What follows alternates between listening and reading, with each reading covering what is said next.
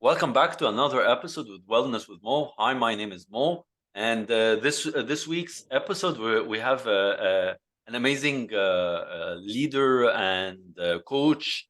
He's a high performance coach, and he talks a lot about growth and innovation. With us, Mohamed Aly. Hi, Mohamed. How are you?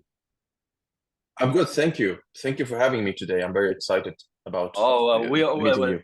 I'm really excited to have you, and of course, it's been a very long journey to get you on the show, but at last you finally made it, and thank you for being with us. Of course, I know definitely this episode is going to be amazing, and you're gonna teach me a lot of new things I have no idea about.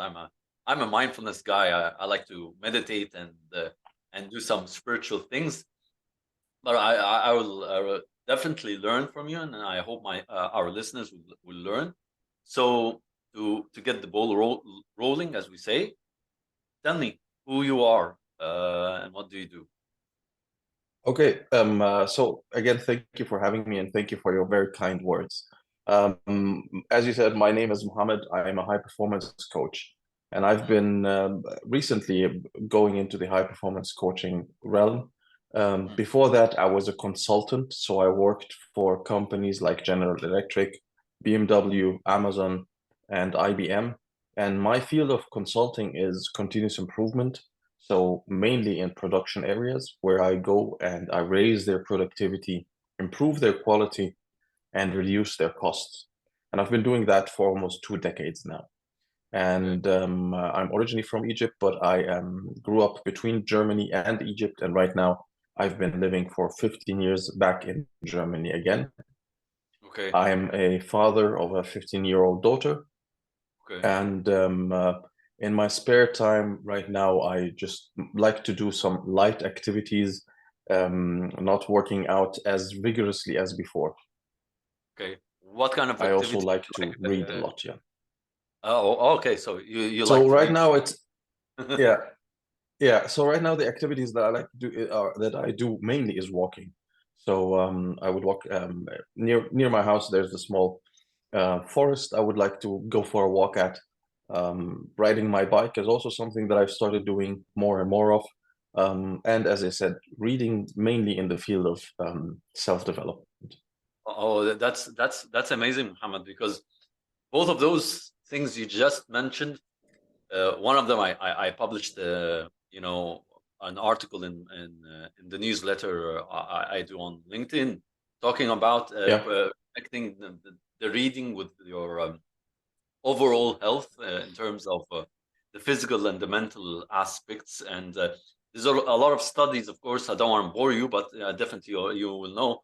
There's a lot of studies that show that if you read at least 15 minutes to 20 minutes a day, it improves of course your cognitive ability. It improves. It doesn't really.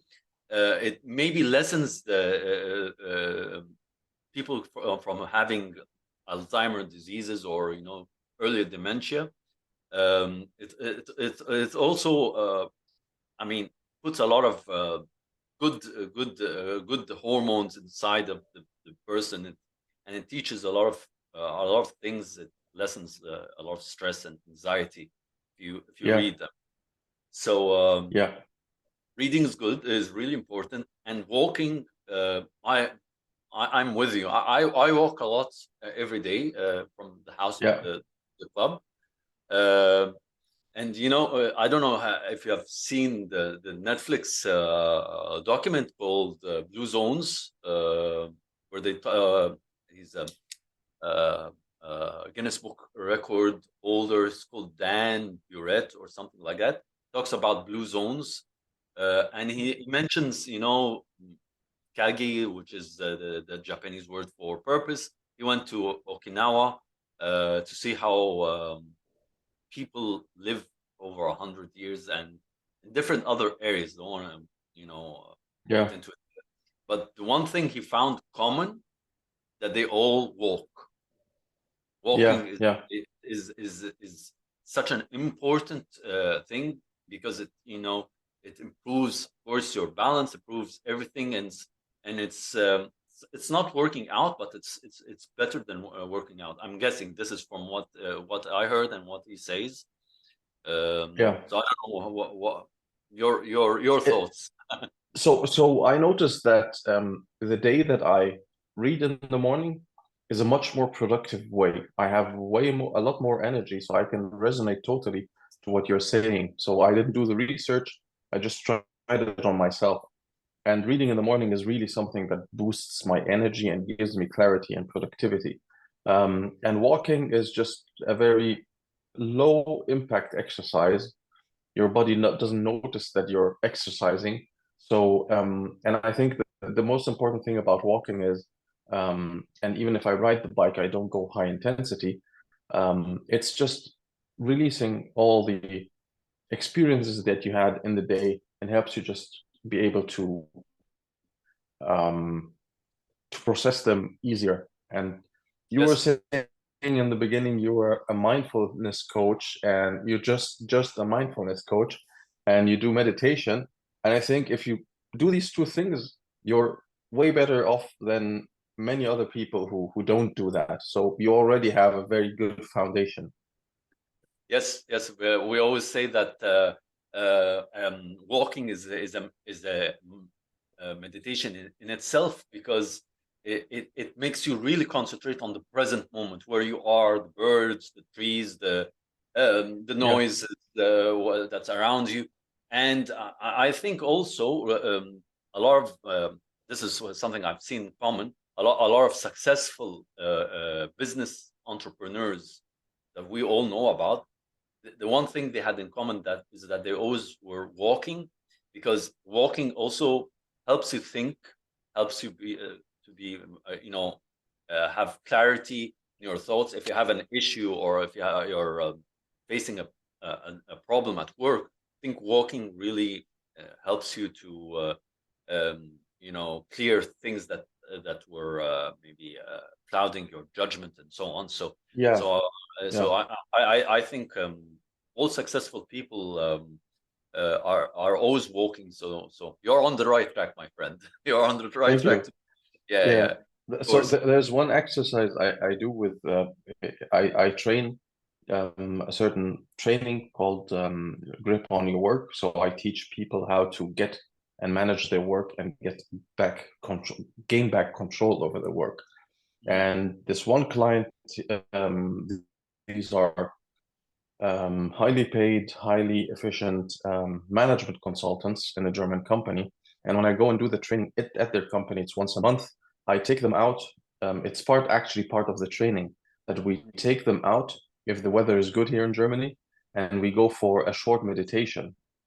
Okay. And what I make them do is I make them do a silent meditation, silent walking meditation. And that's something that one of my coaches taught me. So we just walk. We don't say anything. We don't have anything in our ears. We don't talk with each other. We just walk for 5 minutes, and try to be mindful about everything. So mindfulness is really a great weapon to have in your arsenal. So that's great, because that was my next question, is that you're in the business of high performance, right? Yes. And so definitely when you go to clients, those who have low performance definitely have low mental health awareness, in terms of, I'm talking, of course, about the top management, not the employees, because the employees are the ones who but for me, I'm having an issue here in Egypt. I don't know if it's the same with you in Germany. Is that after the post-COVID, I have noticed, maybe there is something, but I haven't noticed that there has been any kind of like mental health initiatives for companies to improve the employee morale, to improve the growth of the individual, to make them more vulnerable, to make them more open. I don't know if that's the same in Germany. And the question, part of the second question is, definitely, part of your issues or your problems, I'm guessing, of course, this is just a guessing, you're going to correct me, is that when you find some company that has low performance, it's most probably that the employees are not motivated, so they don't feel valued, they don't feel Yeah. like long, they don't feel. So what advice do you give the companies in terms of course, of work, and in terms of their mental health? Well, as you said, I haven't noticed also that they focus on mental health after the COVID crisis. Um, there was, from my perspective, no focus on it. In fact, I see that we are going from one crisis to the other. So first it was the pandemic, then it was the Ukraine war, now it's the recession. So I think um, uh, we are not set up very well, and people need to be more mindful again. And one of the things that I advocate is stop watching the news, but that's another topic. Mm, And I think what companies do, and I really like what you said about the companies that people are not engaged and disengaged. And this is also actually an overlap to what I used to do before as a continuous improvement coach mm, and consultant. Because when we go into the organization, we find that the processes are not aligned to your company's vision, and your employees are disengaged from you as a company and disengaged from the processes. And the okay. thing that I really would advocate is that managers go out and seek the dialogue with their employees and try to understand what the issues they have. I took a short detour. I accepted a project where I lead a manufacturing site, and Mm, the manufacturing side is something that I noticed is that people are generally disengaged. They don't participate in continuous improvement. They are not really interested in the company. And the one change that I started noticing is that they start to trust me more because despite being their manager, I spend a lot of time in production with them, talking with them, telling them what problems we have, telling them what challenges we are facing. So I'm communicating a lot. And that's mm, the benefit that I have for in comparison to other production, let's say leaders. I have a strong foundation in change management. So really communicating with people. And people are disengaged generally because they were let down in the past, very much. A lot of people were let down. And mm, what I advocate, and that's why also one of the reasons why I switched to high performance coaching, I mm, advocate for every employee to take ownership of their own life and mm, take ownership of their own career. So if I would tell the companies seek the dialogue, and what I tell an employee is you are responsible on your own for your own life, and this gives the employee power again over himself or herself. mm. So these would be the two messages that I give: engage people, communicate with them, get them back on track with communication, and for the Mm. employee, take back ownership of your own life and your own career. Yeah, that's amazing. Actually, yeah, a few weeks ago, I mean, I did a video on LinkedIn, or I can't remember which social media, and I give four simple solutions. Any Mhm. company can apply them at any place, anywhere place in the world. Very cost effective. No cost. Number one, I always say that you need to have an open discussion with your employees, like a monthly discussion where they sit in a circle. So yeah, I think you're spot on with the 4 points, and having an open discussion with management and employees to have time off without interruptions, without social media, to have a place where you can really sit in silence and meditate.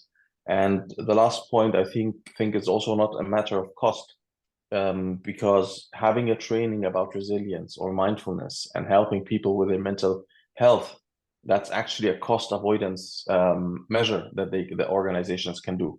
So I think that they are really important things. And what some of the German companies I've worked for, they had programs to help their employees be more resilient. So I think that's a very good practice. Yeah, and resilience has been like an important topic to be discussed because it is not just one group of people that are resilient. Resilience is there, but it is people just tend to not to use it as a skill.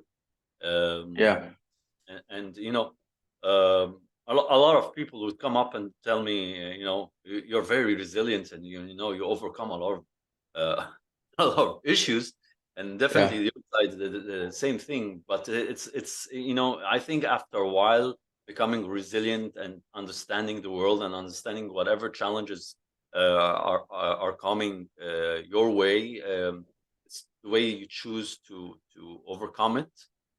That's how you become more resilient, and issues won't really matter that much. exactly. um, Yeah. so tell me,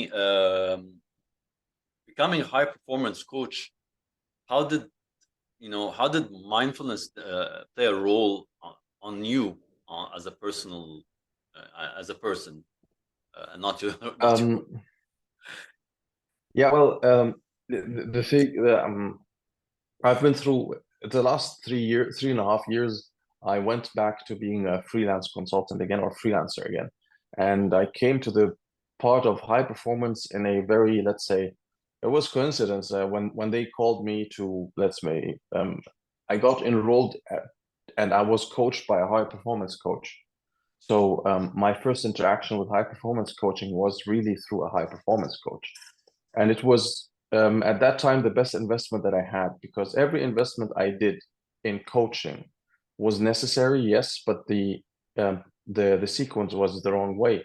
And mindfulness and high performance coaching helped me to start the journey inwards. Mm.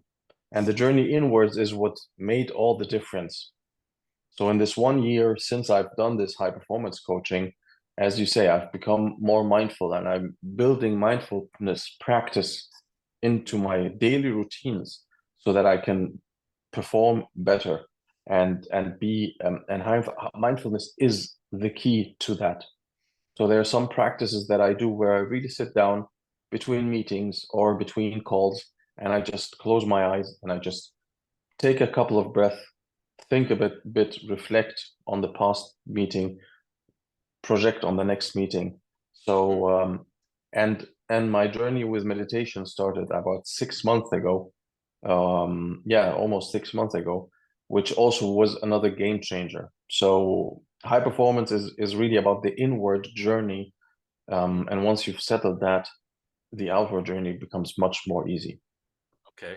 And before we started recording, I was going to ask you this. So, what's the difference between peak performance and high performance? I mean, Well, as a yeah, coach. yeah, I don't know what peak, what your colleague me or the gentleman means with peak performance. Yeah. Um, well, or the definition that um we like to say about high performance, it's not about the hustle, it's not about the grind, it's about having high performance in every aspect of your life. So it's not just your professional career, but it's also your personal career, your relationships with others. And these are all parts of the high performance coaching. So in high performance coaching, I don't go and tell you, okay, what is the challenge that you have? What do you want to achieve? What is the next step that you're going to take? What are the problems that you have? This kind of coaching is legitimate, and it has its place. But high performance coaching is about achieving high performance in every aspect in life, while, and that's a very important one, having and experience joy again in what you do and in your life. Okay. When I started this current project, the operations director who hired me told me, Mohammed, I don't have fun anymore. It's not fun anymore what's happening. Wow. And even though I'm managing his production area, Yeah. I told him, okay, let's do some high performance coaching. And I started coaching him on high performance. And the high performance coaching, it's based on the High Performance Institute. We have a curriculum. We go through 6 habits, high performance habits, that help you become the best version of yourself in your professional life, in your personal life, in your career, in your relationships, while again experience joy and having fun again at the things that you used to do. Okay, that's amazing. And um, you know, a lot of people when they see us or talk to us, you always have this group of people who are very negative, and don't understand what you're trying to do in your life. I mean, Yeah, I have them all the time, and yeah, sometimes sometimes as a human being, of course, I get upset, and other times I say, okay, sure, whatever you believe in, yeah, it's fine with me. I will yeah. prove you wrong in the future, and then you will come in the future and say and tell me, you're very successful. I always knew that you're going to become a successful person. So, you know, Yeah. I always like to ask these questions to my guests. So, do you have a group of Yeah, people well, who didn't negative, support yeah, you? Yeah. who don't support me or who don't, yeah. There is, of course, this type of let's say, this group of people. Well, I think we need to dissect this group of people, or let's say, stratify it a little bit. Yeah. So, in this group of people, you will have people who, let's say, some members of my family, Mm. um, from the I, older generation, they oh, want yes. me to go and get a job, Yes. Yes. marry a nice girl, have a car, have a house, and that's their criteria of success. And so they don't understand, or they haven't really understood what the real new economy is about. So when some of them told me, Mohammed, I don't think that you're going to be successful, I just smiled and accepted them and respected them because they are, let's say, the elders of the tribe. I respected what they say. I respected them, um, and I didn't think about it. I continued doing my thing. Yeah. Then you have another group of people who, whatever you do, they're always going to criticize you. Yes. So these are the people that you don't listen to. Yeah, just try to wave and smile. Yeah.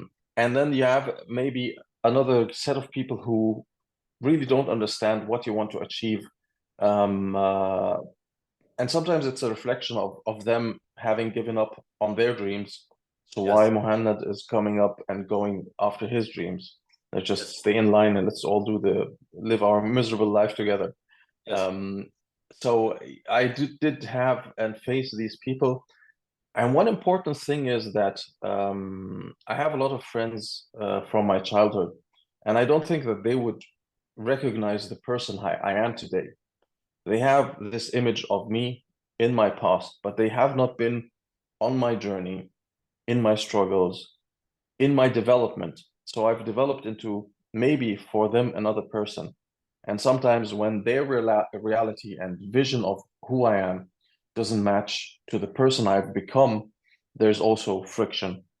Yes. So the one thing that I learned is don't get discouraged. Yeah. Meet people That's where they are at. Yeah. Yeah, that's really important because you have two teams, and I always talk about this a lot on LinkedIn, and because of what I do in my practices and who I am on a personal level, there's one team that total strangers.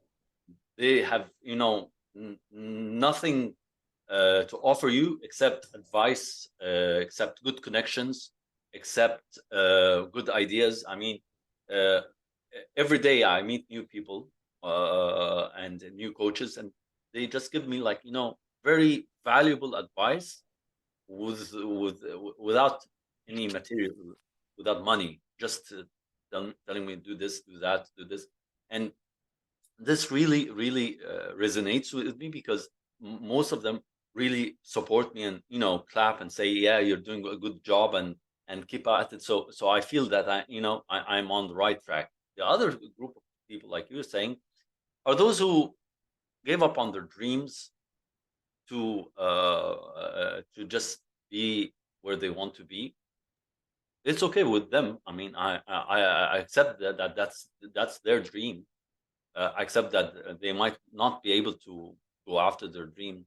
That's okay for them. But for me, I would risk everything and do everything, uh, knowing Yeah, that we both have families. So we are always risking our livelihood. But there's always a vision, you know, in your mind. You know where you want to be, and you know what the steps are, and you know that it is not, full of roses and petals, and it's easy. It's hard work. And I always tell, even my parents. My parents are old fashioned, of course. They are the ones. You have to have a job and marry the girl, but they don't understand how it's much difficult to do what you want to do today in this world, where all these crises we are facing, recession at your end, recession in my end, and weakness in my current in the currency here in Egypt. So, and everything's going high, high, high, high. So, but at the same time, I don't lose hope. Because part of being resilient is never to lose hope. Is that there is always something brighter the next day, even if the day was not such a good day. So it's a good an yeah, okay thing. Yeah, yeah. So the word resilience used to trigger me. yeah, So whenever I heard the word resilience, I would get really upset because yeah.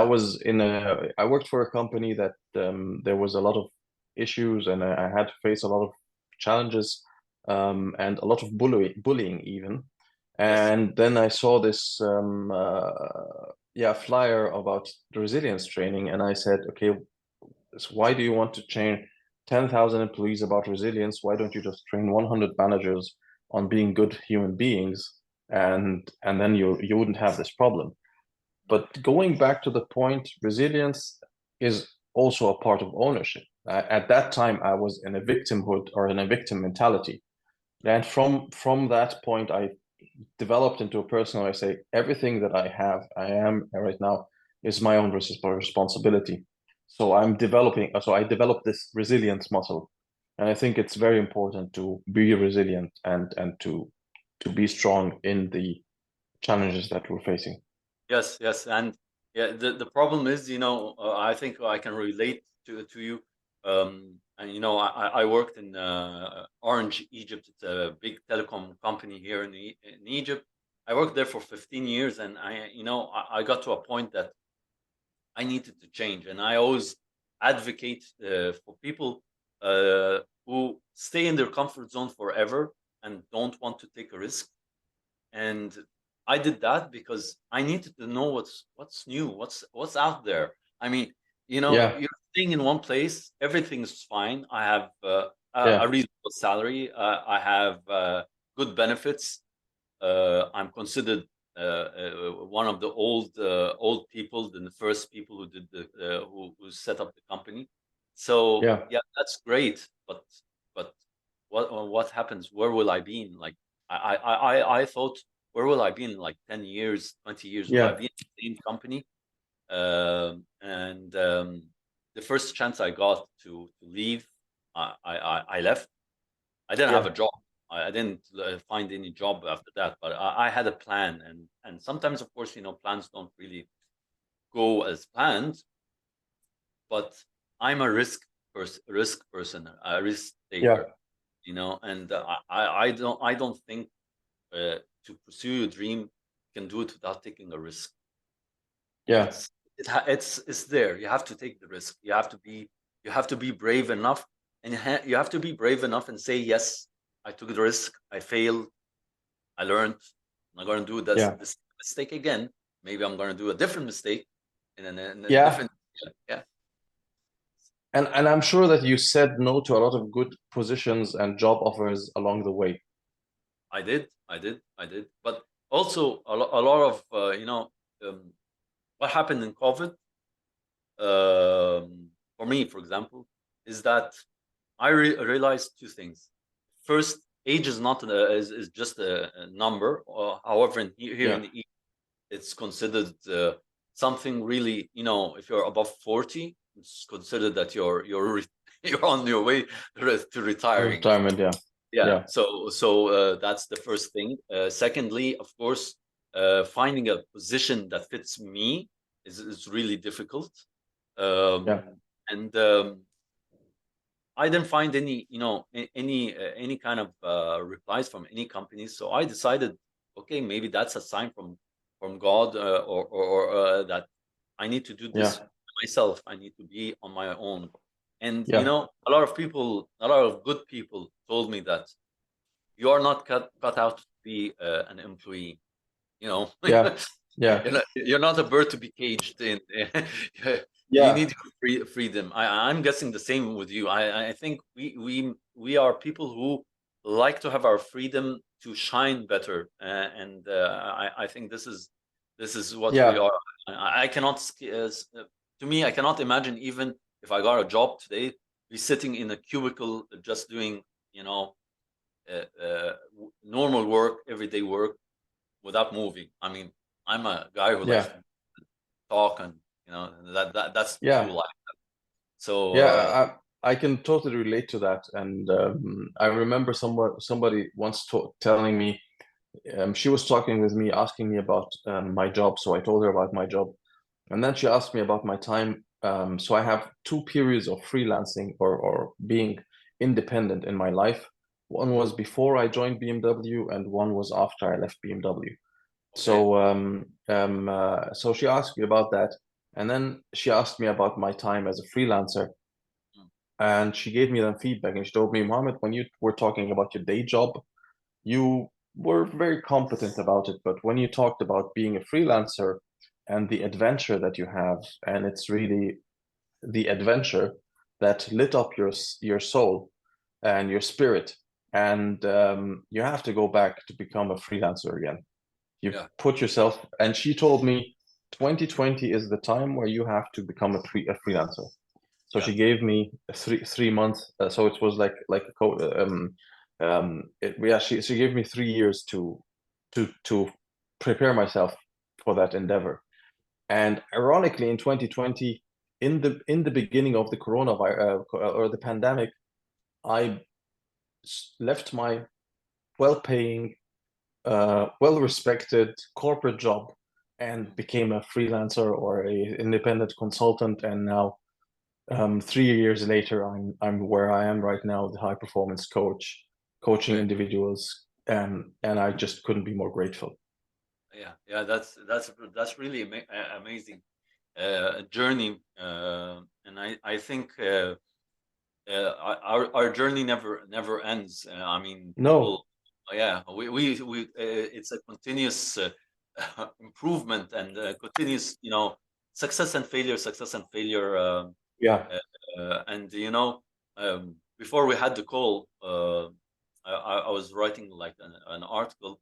I just watched the movie, Air, about Air Jordan. I love yeah, I love Nike.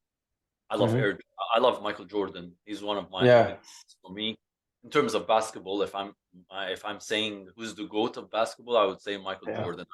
I'm not a Okay, LeBron James or the other superstars. I mean, we have yeah, respect, but the story is nice. But what really caught my eye is the tagline of Nike: "Just do it." yeah, So simple, but yeah, it really gets into your heart. Just do it. So yeah, today, if I meet someone who is wants to do his dream, and is just saying, I want to become something like that, like rich, or I want to be like you, or what are the steps, how can I become like you quickly? yeah. I would answer and say, you have to just do it. You have to Just go do it. ahead. Yeah, You cannot keep on saying, I want to do something, yeah, or it's too difficult for me to do it, without you doing it. You have to take the steps. You have to be brave enough. It is not Yeah. not an easy job for any of us, either being like yourself, a high performance coach, or even Yeah. myself as being, a mindfulness coach, and talking about resilience. It's not an easy thing. Well, I mean, we don't have everything easy. We go after people. We go after our clients. We try and look after.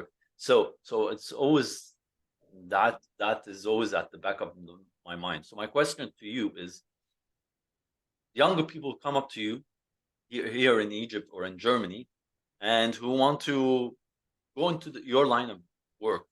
What advice would you give them? That's a very good question. One thing I find young people focusing on is the technical solution.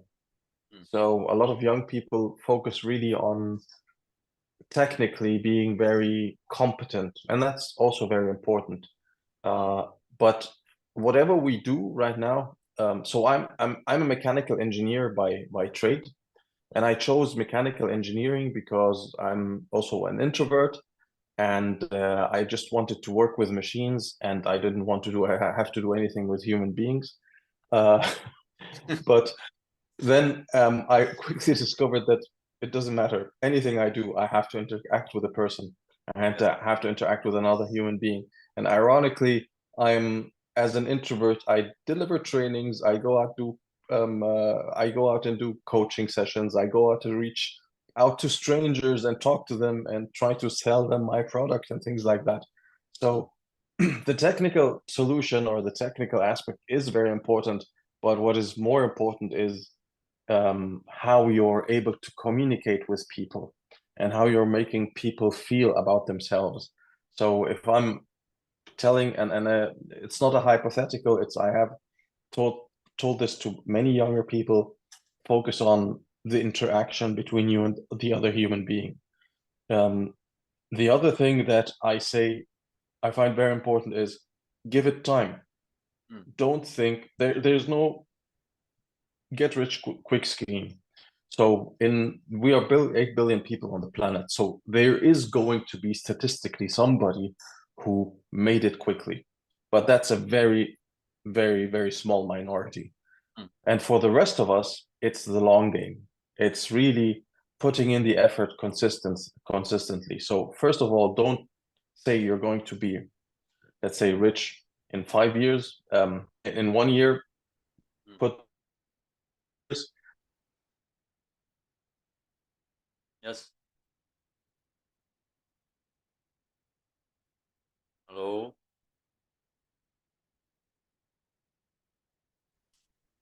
Hello. yes, Yeah. Yeah. Now I got you. You're back. yeah, Ah, yeah. So internet is um, bad. yeah, focus on the interaction with the human being. Okay. Focus on adding value and serving and being of service of other human beings, and look on the long term. All right. Okay. And in the long term, you will make it. Okay. That's amazing advice. So the next part is I thought about it clearly. When you enter a company, do the management uh, disregard uh, your recommendation and say that it's not Yes, of course they do. okay? So and Of so course they do. and how would you try and convince them that is it's good for them in terms of you know being mindful that they might be a little bit don't want to take the decision or don't have enough budget to do what you are asking. Yeah, So yeah. how do you overcome these obstacles? Because I'm guessing So you find these obstacles in different yeah, areas. Yeah. yeah. The thing is first I try to agitate the pain. Okay. So in terms of That's interesting. Agitate yeah, pain. I thought you were going to say yeah, agitate the client. So no, you're going to agitate the client until he agrees to you. no, no. And Okay. So in one workshop, I was working with very experienced employees Yeah. who and the way I try to get them to move, and necessity is one of the high performance habits. To one way I try to get them to move is I ask them, okay, when you come in the morning to Mm, work, how do you feel? mm, When you go back from work in the afternoon, how do you feel? Do you yeah. play with your kids? Do you spend time with your wife or your spouse?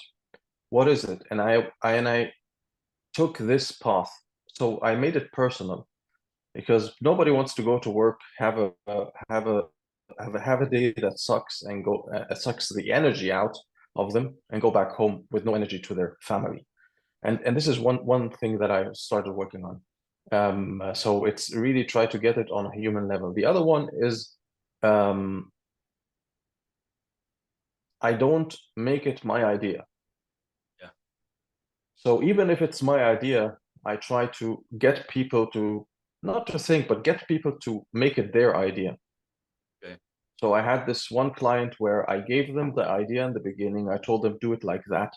They didn't like it, and they said, "No, you can't do it." And that's why I said, "Of course they are going to do that." Because if I give you advice about something that you are more efficient at, more knowledgeable at, you will give me 10 reasons, legitimate reasons why it doesn't work. So what Yeah. I did that day is that I kept asking them questions for 2 hours. I kept Wow. asking them questions. Every time they get to a solution, I take it back to the criteria that they identified. Okay, does it Okay. fit the criteria? And Yeah. for 2 hours, I didn't say anything, and they went back to the original Mm, solution that I had proposed. But this time, they came to that solution, and it was their baby. And the next day, they had started implementing it. okay. So I don't tell people what to do or how to do it. I try to give them a framework to make things transparent. I ask a lot of questions to get them to where they are, and I Yeah. work on the emotional level of okay, if I don't change things now, how is the future is going to be? Okay. That's really amazing because at the end Thank you. at the end of the day, you want to reach the person on an emotional part, and Exactly. Yeah. it, I'm guessing you use a lot of emotional intelligence or emotional intelligence techniques to help you to get that area. Yeah, well, I haven't learned much about it, or I haven't, let's say, learned a lot about emotional intelligence in a textbook. But I had a lot of change management training and change management application. Okay. And from delivering training, I started to try to read the crowd. So I try to understand, okay, are they engaged? Are they not engaged? So I get to a point where I can, on a way, understand human emotions and and I always ask myself, okay, what is the person thinking about right now? And usually they are afraid of change. They are afraid something is going to taken away from them. They're afraid to have to do something new that they are not competent in doing. Mm. So these are fears that are legitimate that we need to address. And one of the things that I learned at GE, it sounds very simple, but it's very effective. I have to tell you what's in it for you. Yeah. Yeah. That's really simple. That's really simple. The Yeah. problem is, we as human beings are designed to be afraid of things, of change. Yeah. Normal. Even from long time ago, when they were in the caves and they're afraid to go outside. Maybe they get eaten by a dinosaur, and later on, things Yeah. become more. So the fear is the first thing the brain would send the message to the person, because without that, of course, if there's a fire and there's no fear, we would stand in it and get burned. I mean, so it has its Exactly. advantages and disadvantages. So the advantages I always see is that in general, people are always afraid of change, whatever it is, even Yeah. on the level of the process of the work, improving the process. it's always they're always afraid to change. I mean, very simple example. I mean, it's not really the workshop that I attended about LinkedIn a week ago or so. We were several Yeah, people. So because of my line of work, I can sometimes read people's body language and yeah, understand who is willing to change and who is finds it a bit difficult to do it or take the risk. So I'm yeah, guessing out of those out of that group of people, like two or three people are not able to to take the first step. It's difficult for them. They yeah, are afraid, and especially when we talk about content creation on a LinkedIn, you're putting all yourself out there in front of the whole yeah, world. So if you yeah, write something that's no not really content value, or it's not strong, you're afraid that people might criticize you, that it's not of any good. And to me, I don't for me, I don't care if I put a content that's yeah. weak. It's there. I learn from it that it's weak. If you Yeah, go if you ahead. put it into comparison, how many times did people praise you and give you positive feedback, and how many times did people give you negative feedback? If you can put it into relation, what would it be? Well, right now it's more positive and Yeah. not negative. Maybe because I changed the way I write. I polished it up. I made it Okay. more Yeah.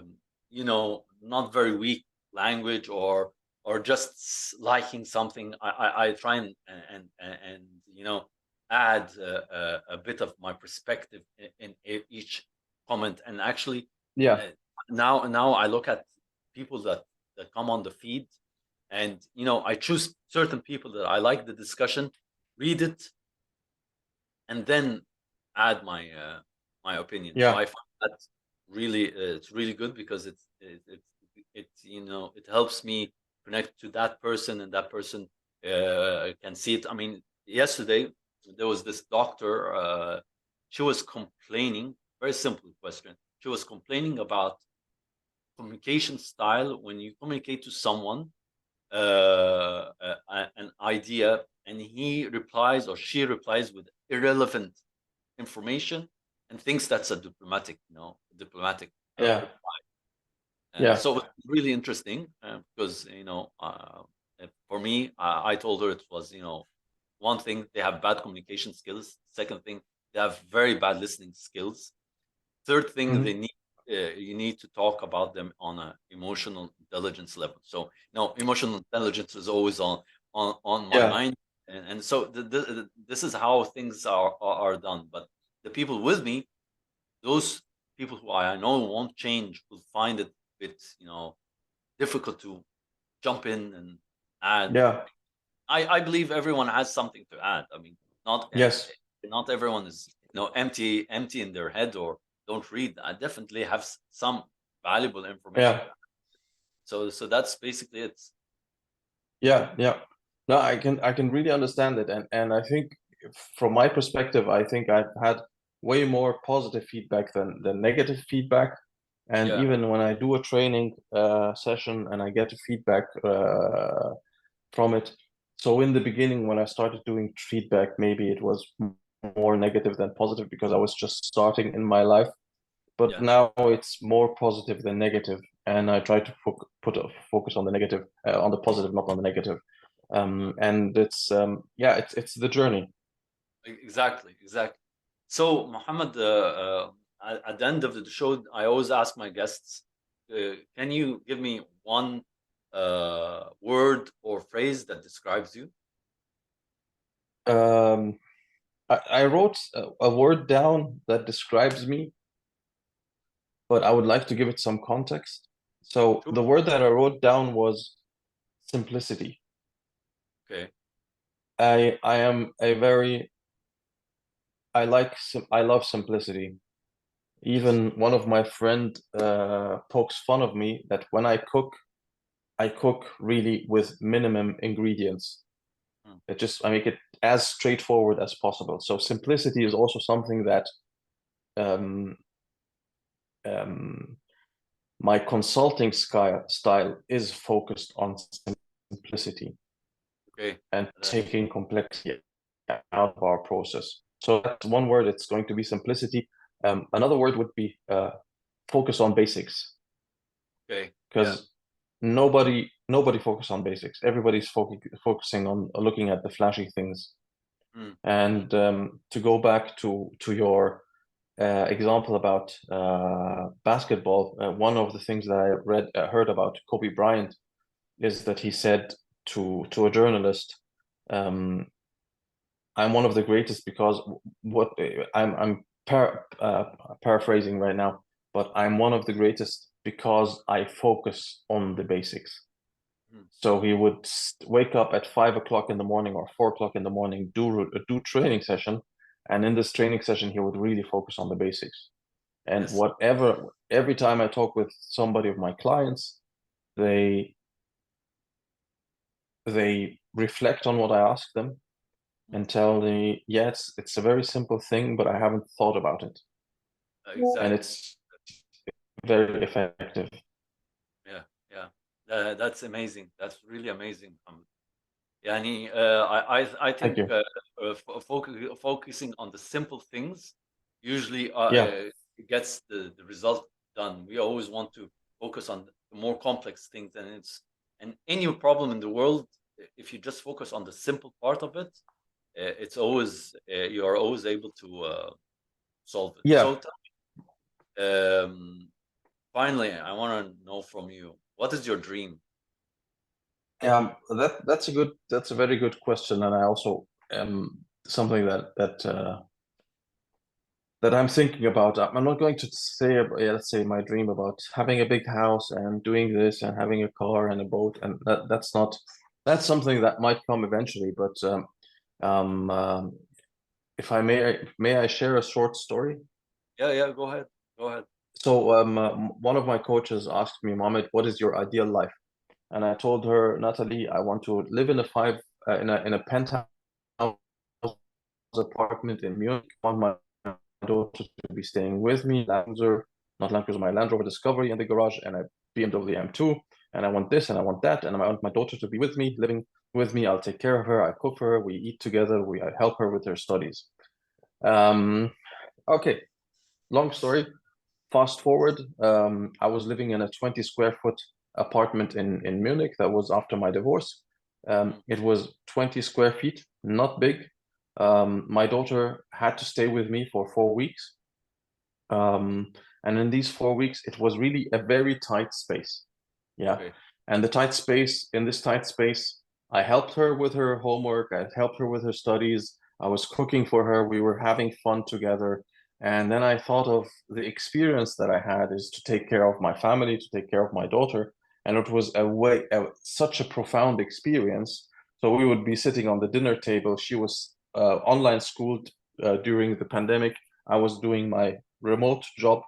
Um, and she would ask me, uh, the teacher would ask her, okay, what is the capital city of Sweden or whatever, and I would just look at her and tell her the answer. So I was really helping her with her homework and her schoolwork. And the thing is, I thought about it. I had the experience that I wanted. I didn't Yeah. have it in a penthouse apartment. I did act, in fact, not having a penthouse apartment led to a much more profound experience. So Okay. it's the human experience that I want, so that's the experience that I focus on in my dreams. And for me, what I want to do is my dream is to help as many people as I can to live Okay. a um, more fulfilling, less miserable life, because there is no need for that misery that we are experiencing. And I want to be a force for people to help them really make the best out of what they have right now. Because from that story, I was extremely happy in that 20-foot square meter apartment, Mm. taking care of my daughter, even if I was sleeping on the couch and she was sleeping on the bed, and we were all cramped up in a space. But the experience made it much more profound. And I wanted to help people realize that their happiness and that their excitement and their content, or being content is something that they can have internally. And through high performance coaching, I want to get them there. Okay, that's really amazing, Mohammed. Thank you for a wonderful interview. Thank I learned you. I learned a lot of things on the way. I hope it was as interesting as it was for me, because I mean, you're an amazing person to listen to your stories, Thank you. and I I appreciate, yeah. yeah, I appreciate your kind words very much. And again, also, I thank you for having me on your podcast or on your show. Thank you for the amazing time that we had right now. I really enjoyed talking with you. I also learned a lot from you, and I'm looking forward to interacting with you more and more. So I saw your post today about just so I'm also looking forward to learning more and more from you. Thank you very much, Mohammed, for your time, and Thank hopefully you. we'll work soon together. Hopefully, yes. Looking forward to. Thank you all for listening for today's episode. I hope it was as interesting as it was for me. Until next week, God bless you. Be safe and be mindful.